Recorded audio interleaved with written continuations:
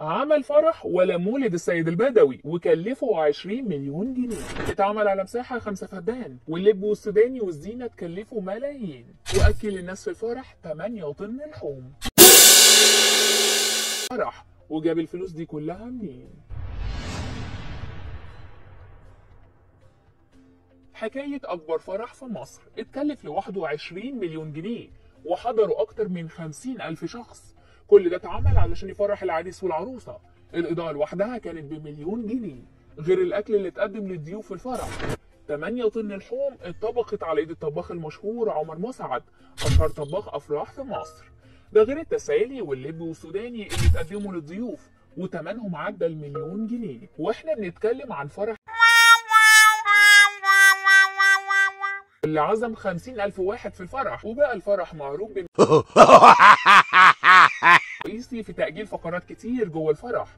وكان المفترض يطلع على المسرح مطربين شعبيين كتير مشهورين، منهم محمود الليثي وحسن شاكوش ومسلم وغيرهم كتير، بس اتأجلت فقراتهم بسبب الزحمة والخوف من التدافع اللي كان ممكن يحصل. والفرح ده حضروا كبارات البلد، وتقريبا البلد كلها كانت معزومة تحضر فرح.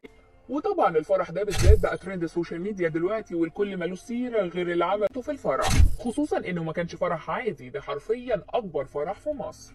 وطبعا الفرح ده بالذات بقى ترند السوشيال ميديا دلوقتي، والكل مالوش سيره غير اللي بنته في الفرح، خصوصا انه ما كانش فرح عادي، ده كان اكبر فرح في مصر. والجمهور اتقسم لاتنين، ناس شافت انه حر يفرح بطريقته بالشكل اللي هو عايزه، خصوصا انهم قالوا انه راجل محترم وصاحب اكبر سوق مواشي في البلد، ومعروف وحبايبه كتير، ومفيش واجب بيفوته، وعلشان كده الكل حب يوجب معاه في فرح بنته، وانه كان لازم يختار مكان كبير يسع الناس دي كلها، وانه مغلطش، خصوصا انه عمل فرح في سوقه.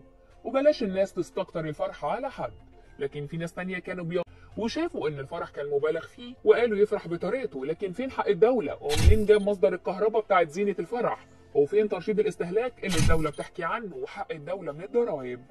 ده غير انهم انتقدوا كمية الاكل اللي اتطبخت في الفرح، واللي عدت ال8 طن لحوم، بس غير الخضار والرز وغيره، وشافوا انه مبالغ فيه. وفي ناس طلعت قالت الفرح اتلغى وما كملش بسبب الاعداد الكبيره اللي كانت موجوده في الفرح، بس الفيديوهات بتاكد ان ما حصلهاش حاجه. وحضر اكبر معلمين في مصر في الدقهليه وكل محافظات مصر. وعلى فكره تجار المواشي في مصر كلهم معروفين بافراحهم، وخصوصا النقطه اللي بيتزف بيها العريس، بتلاقي الفلوس نازله عليه زي المطر، واقل نقطه معديه الوفات.